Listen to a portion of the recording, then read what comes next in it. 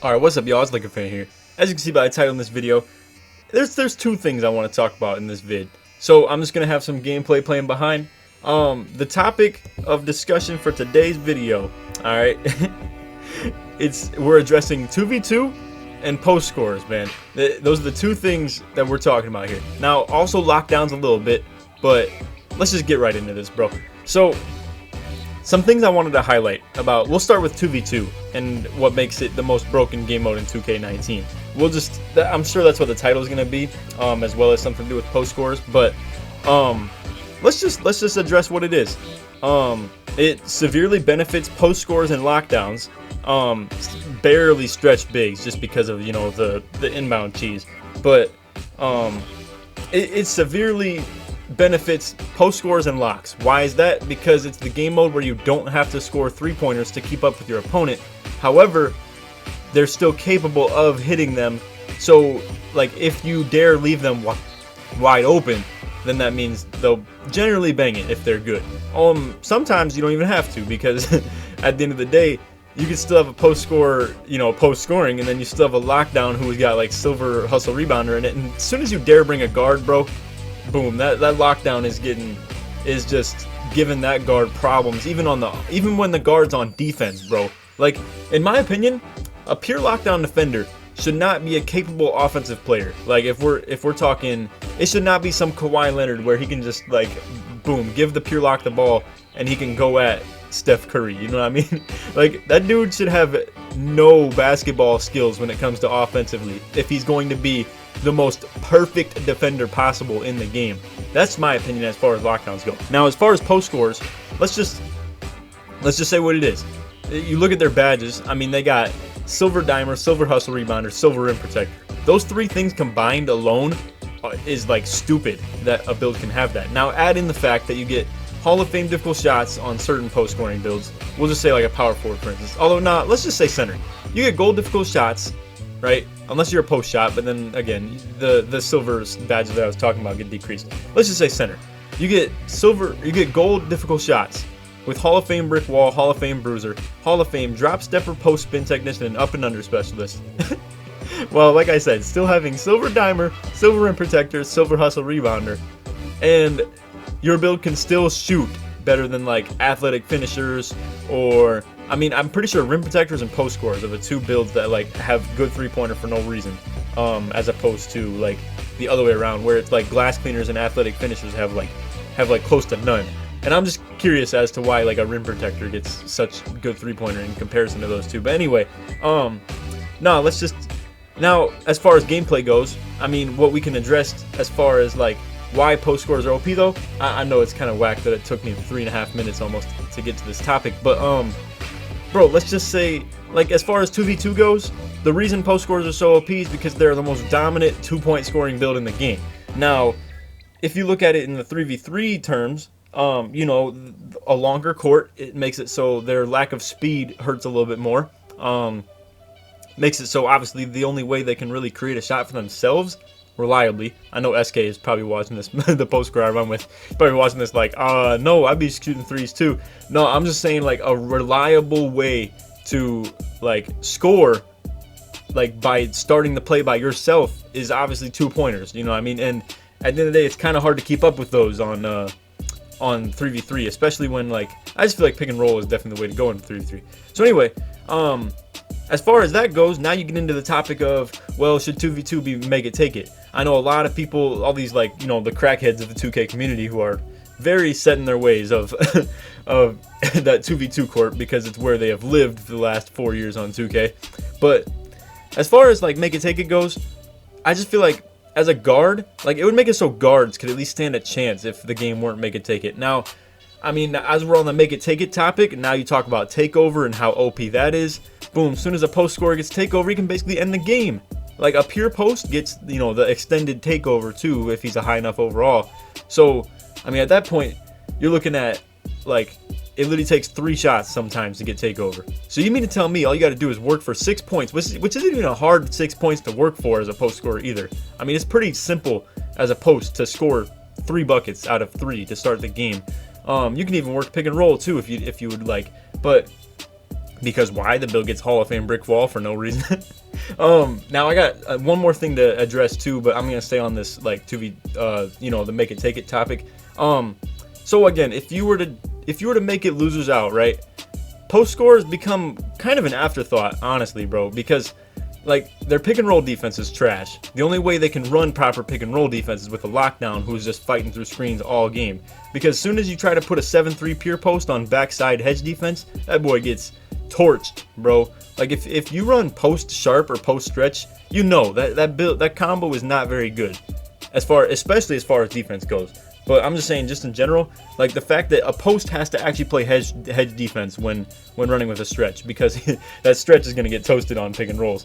But as soon as you put a lockdown with a post, it's the dream team combo, because all the post has to do is sit paint, lock just, you know, dodges through screens all game, and that's what it is. But anyway, let's address, like, okay, so obviously the fact that they can still shoot is just a problem, but anyway, let's just address what it does in terms of like how the game plays too then. I mean, it allows for these super whack lineups, like, and now we're off the post score topic a little bit, so just to help you like follow the video a little bit more, we're off the post score topic just a little bit and I'll come back to it. But bro, it allows for these whack lineups, like, you know, 2v2 being make it take it, as far as like double locks or post lock or double post or like a post in a glass. Like, it just makes these stupid no skill lineups available to everybody's use, because like all you gotta do is just paint cram and just, you know, abuse guards basically. So anyway, that's just what I felt like really addressing. So one more thing, now back to the post score topic. One thing that really needs to be addressed about them, and this is gonna like make so much sense to you guys once I actually say this, but I'm sure you've never even thought about it.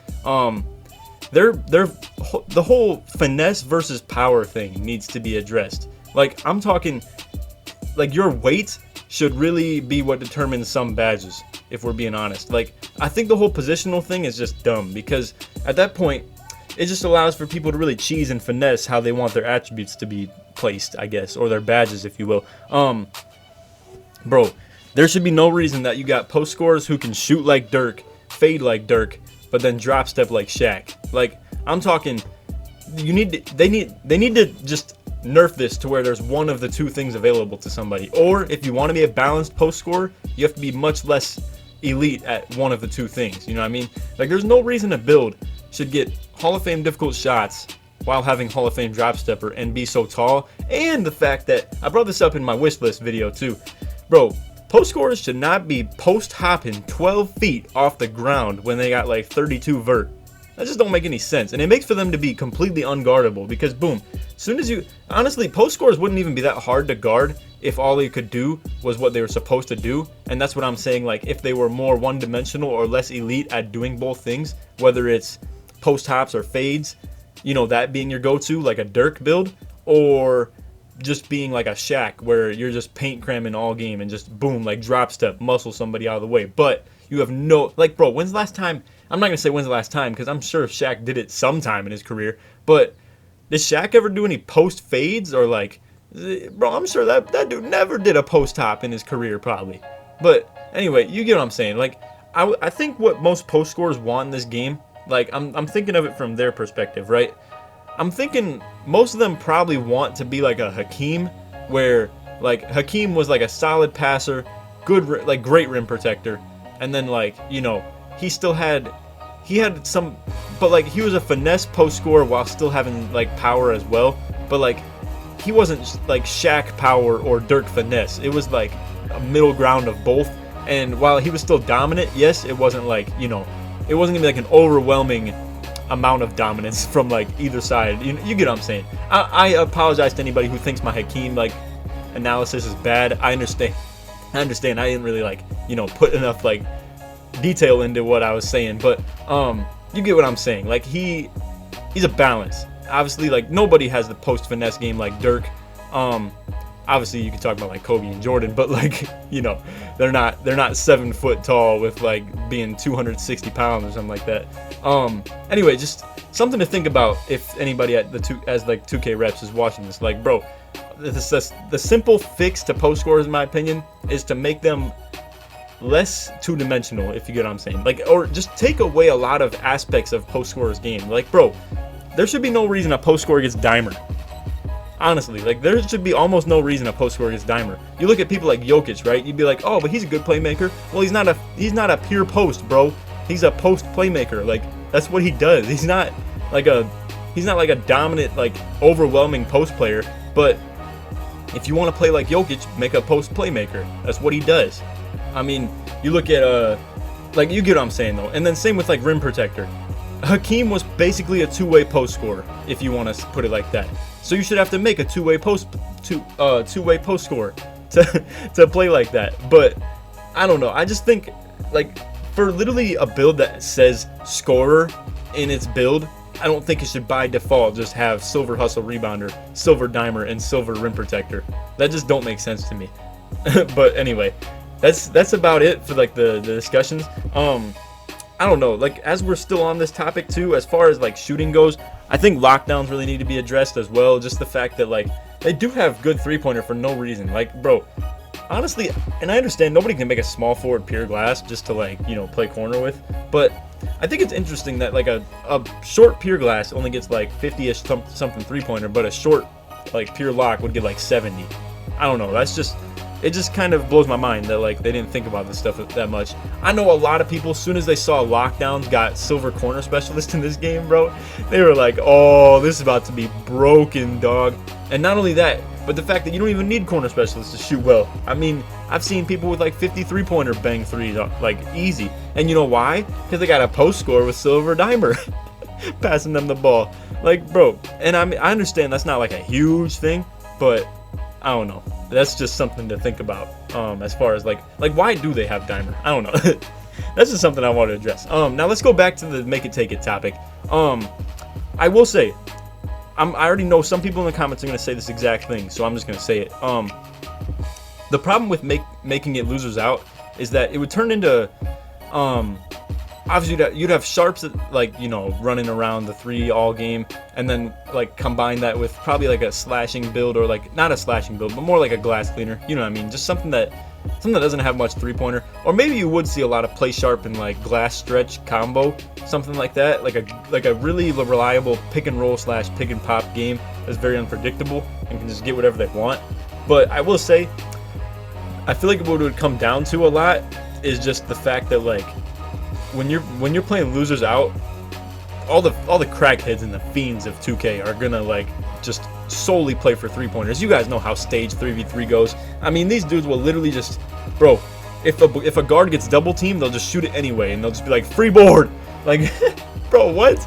Like, dude's wide open. But no, there's actually sense behind it, because a chance of making a three-pointer is worth the fact that, like, you might put the ball up in the air to get rebounded, but, like, at the same time, I mean, if two people are double teaming you and a pure glass is in the paint on his own, and the only chance you have to grab a rebound is whoever's, like, crashing corner, I mean, it's pretty likely that, you know, the pure glass is going to grab rebounds. So what you'll probably see in 2v2 a lot of is a pure glass and a pure sharp or something like that, right? Where you're just cheesing inbounds. Again, Kitchen made up a good topic, someone I play with, that, you know, you could just move the inbounds back to half court and inbound it from there. I feel like that would stop the inbound cheese quite a bit. But anyway, what you'd see a lot of in 2v2 is definitely some good shooting build combined with a good rebounding build.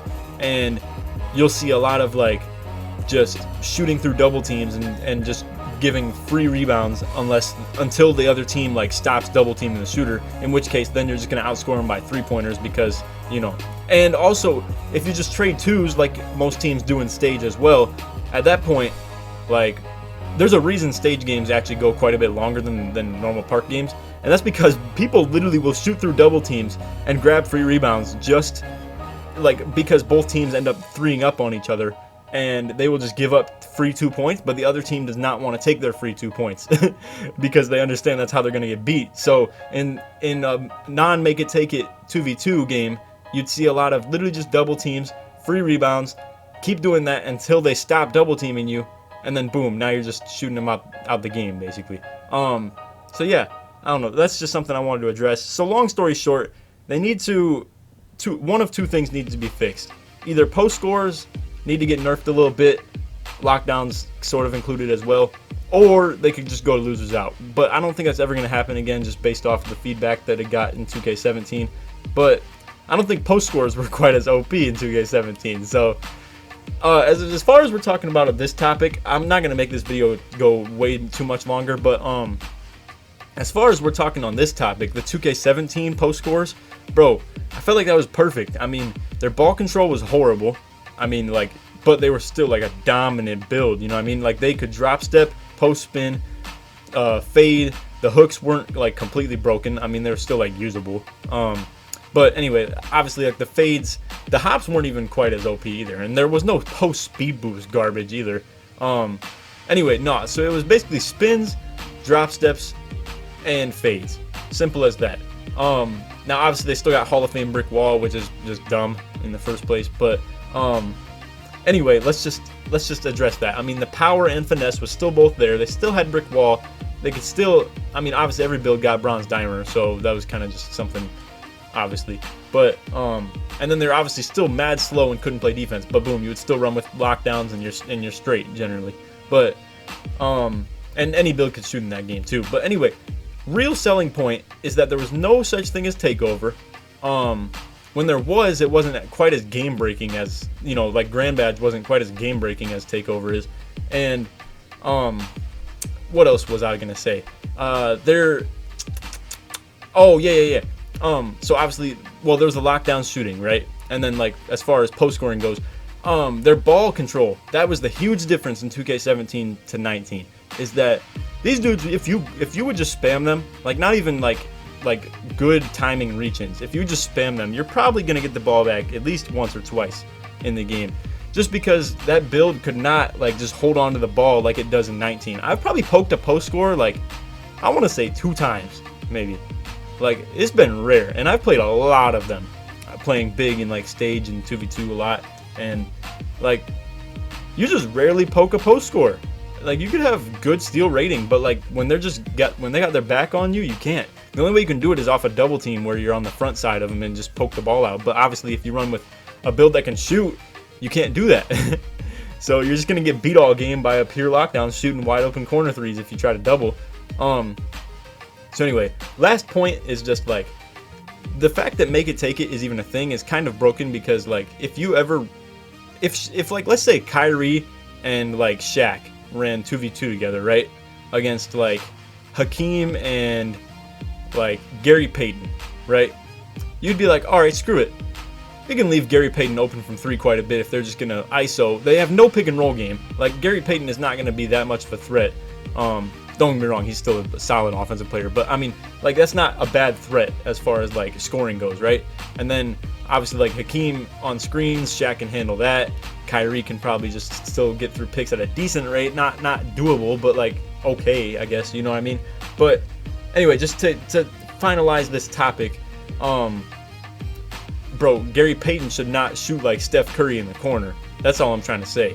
And then obviously, like, Hakeem should not just have some thing where he can push in his right stick and now he turns into Godzilla on steroids, who can't be stopped even by Shaquille O'Neal, like 1 time out of 7, just because he makes 3 shots in a row.